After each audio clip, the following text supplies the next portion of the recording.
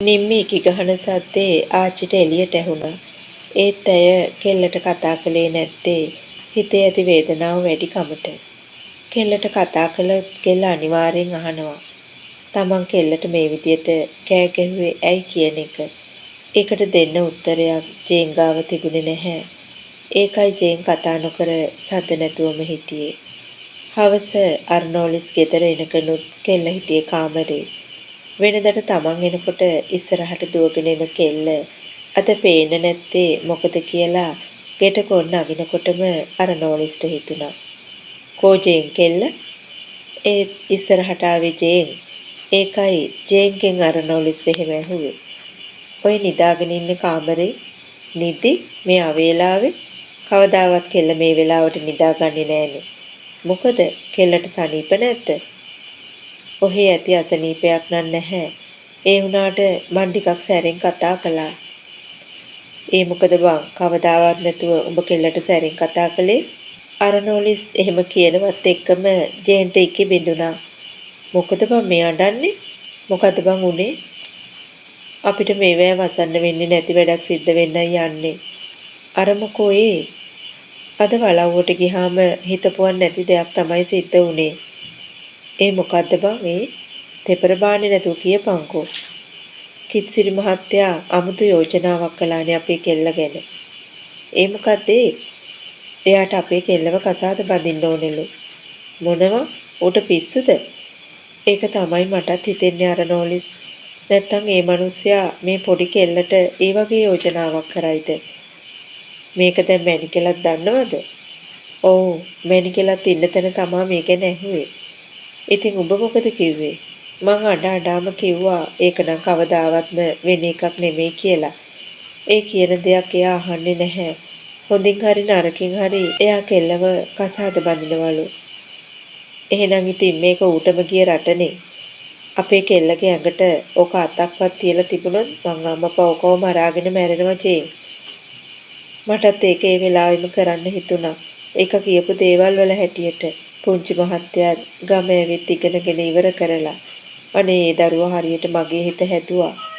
අපේ කෙල්ලට කරදරයක් වෙන්න එයා කීයටවත් ඉඩ දෙන්නේ නැහැ කියලා. අන්න ඒ කියපු එක තමයි මගේ හිතට පුංචි හරි සැනසීමක් තියෙන්නේ. දැන් ඉතින් කෙල්ලට මොකටද ඔය සැරකලේ? කකුල් දෙකත් වෙවුලන්න උනා. මෙයාව දකින්න අර පිස්සගේ පිස්සුව වැඩි වෙනවා. ඒකයි මට කේන්ති කියේ. මං කෙල්ලට බැන්නා. ඊට පස්සේ වලව්ව ගැන මාත් එක්ක වචනයක්වත් කතා කරන්න එපා කියලා. කෙල්ලට මම ඊට කලින් කවදාවත් ওই විදියට සැර කරලා නැහැ. ඒ හිතේ අමාරුවට ඇඳට ගියාමයි තාම නැගිටින්නේ නැහැ. මං අහගෙන කෙල්ල හොල්ලනවා. උඹට පිස්සුද බං කෙල්ලට සැර කරන්නේ? ඒකි මොනව කරන්නද? උයලා ඉවරයි. මං දැන් කෙල්ලට කතා කරනවා රැයට කන්නත් එක්කම. කෙල්ලට කෝකටත් මේ ගැන කියන්න වෙනවා. එතකොට කෙල්ල පරිස්සම් වෙලා ඉඳීනේ ওই මිනිහගේ. ඔව් මටත් එහෙමනම් හිතුණා. ආච්චි සීයයි ස්තෝපුවේ වෙන කතා බහ ඔක්කොම අහගෙන හිටියේ නිම්මි කාමරේට වෙලා. නිදි වගේ හිටියට ඇයට නිින්ද ගියේ නැහැ. දෙයනේ දැන් මම මොකද කරන්නේ? ඒක තමා එහෙනම් ආච්චි මට වලව්වට එන්න එපා කිව්වේ.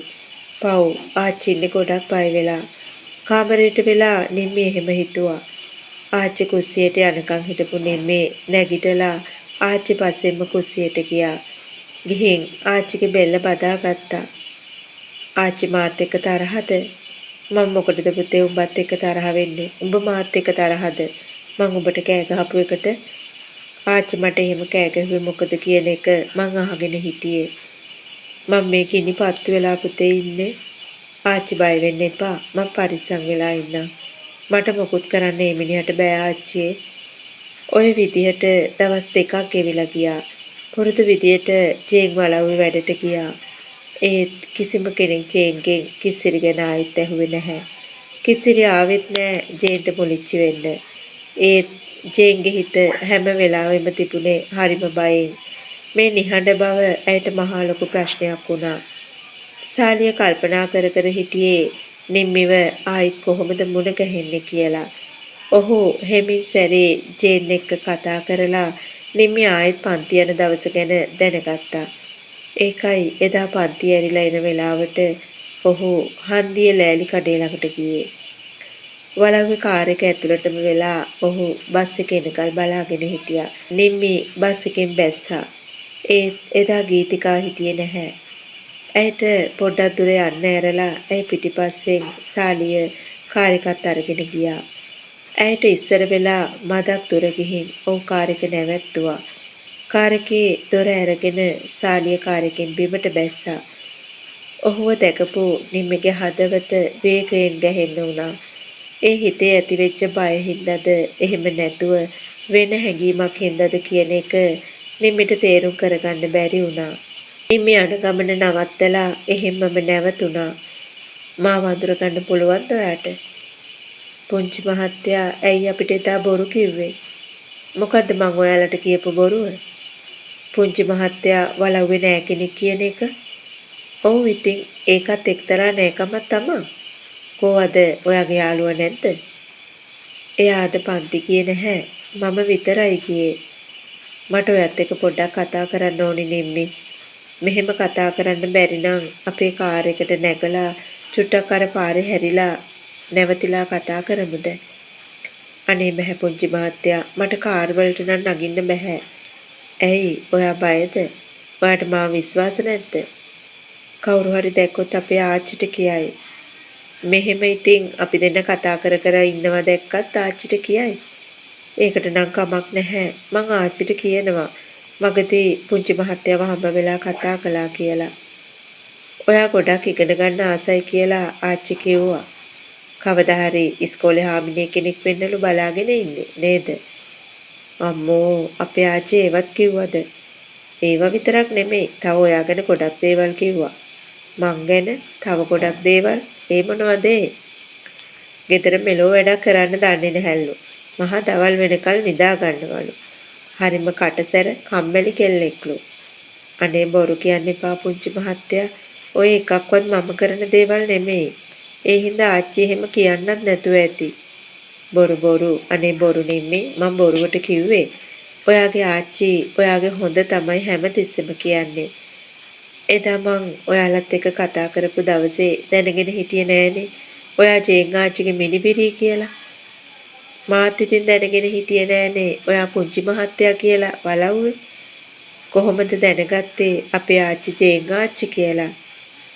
අපේ ගෙදර සිද්ධ වෙච්ච එක්තරා සිද්ධියක් හින්දා තමයි මං ඒක දැනගත්තේ. ඔයාට ඒක ඔයාගේ ආච්චි කියන්නේ නැතිනේ.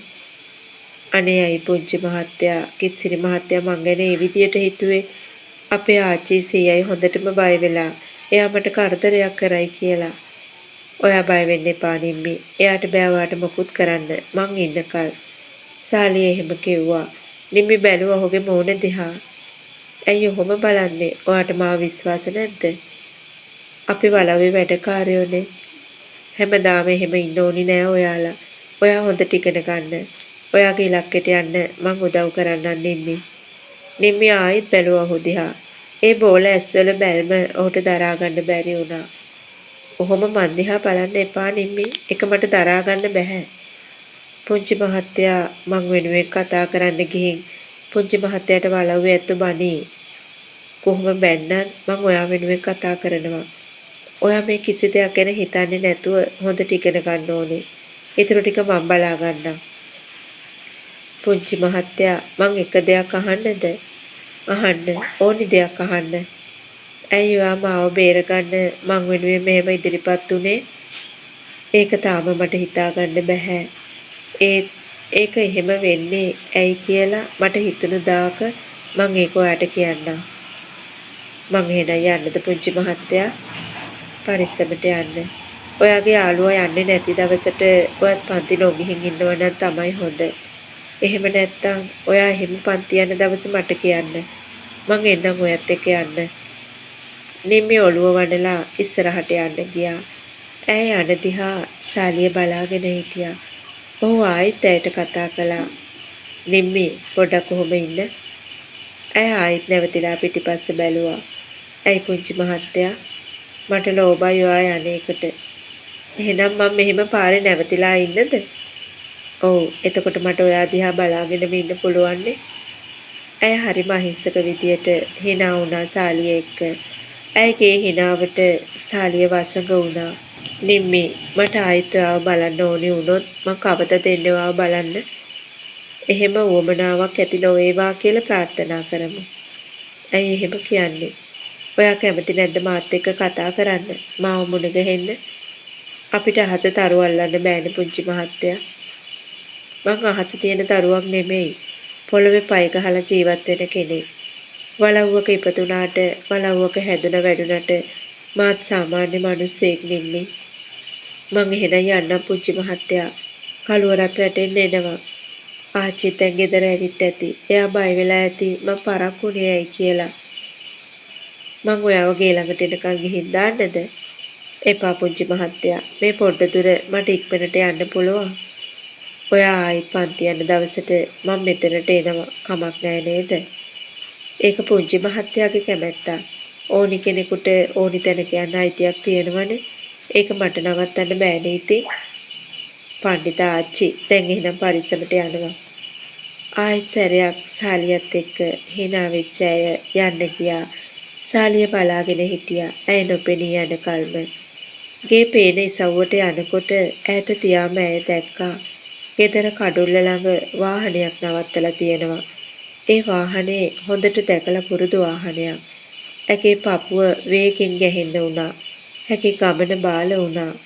වාහනේ ලං වෙනකොට ඇය යන්තපිට වගේ දැක්කා වාහනේ වීදුරු අස්සෙන් කවුදෝ වාහනේ ඇතුලේ ඉන්නවා කියන එක. හතර වටින්ම යන්තම් අඳුරු වේගෙන එනවා. ඇය බැලුවා තමන්ගේ ගේ දිහා. සාලේ මැද්දේ පත්තු වෙන චිමිනි ලාම්පුව ඇය ඈතට දැක්කා. ඒත් ගෙදර කවුරුවත් පේන්න හිටියේ නැහැ.